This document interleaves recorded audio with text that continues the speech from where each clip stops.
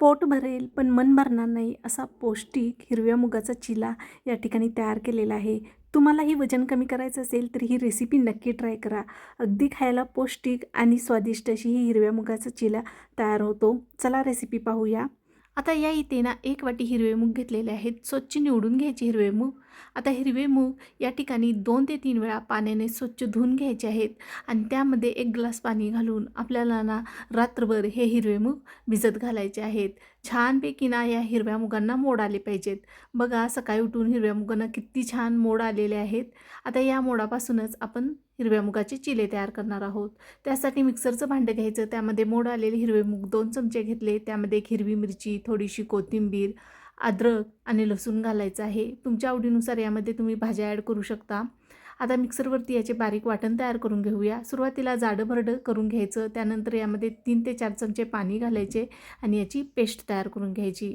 बघा या ठिकाणी पेस्ट आपली बनवून तयार झालेली आहे. आता एका बाउलमध्ये ही पेस्ट आपण काढून घेणार आहोत.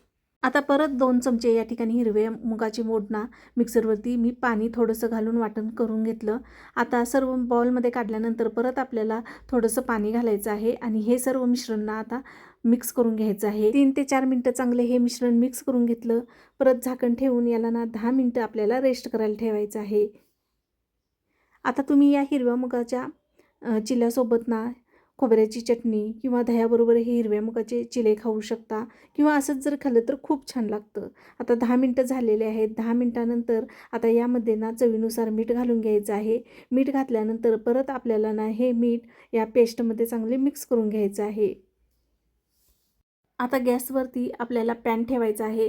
पॅन थोडासा गरम झाला की यामध्ये 1 चमचा तेल घालायचं आहे. तेल गरम झाले की यामध्ये छोटे-छोटे चिले आपल्याला तयार करून घ्यायचे आहेत.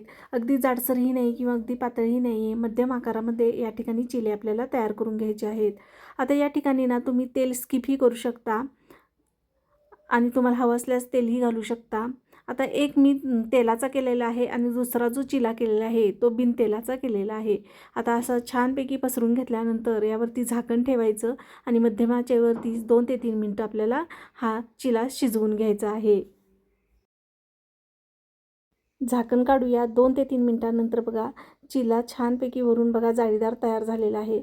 आता याला खालून आपल्याला पलटी मारून घ्यायचं आहे आणि दुसऱ्या बाजूनेही हा चिला ना 2 ते 3 मिनटं चांगला भाजून घ्यायचा आहे. छानपैकी खरपूस असा हा चिला खायला खूप भारी लागतो. यामध्ये आलं लसूण घातलेलं आहे. त्याचा स्वादही खूप भारी या चिल्यामध्ये उतरतो. त्यामुळे तुम्ही आलं, लसूण किंवा टमाटर, कांदाही घालू शकता. या ठिकाणी बघा दोन्ही बाजूनी चिले भाजून घेतल्यानंतर एका प्लेटमध्ये काढून घेणार आहोत. हा चिला तुम्ही दह्याबरोबर किंवा खोबऱ्याच्या चटणीबरोबर, सॉस, चटणी कशाबरोबरही तुम्ही खाऊ शकता. ही रेसिपी नक्की ट्राय करा. अगदी हेल्दी आहे. रेसिपी आवडल्यास लाईक, शेअर आणि सबस्क्राईब करायला विसरू नका.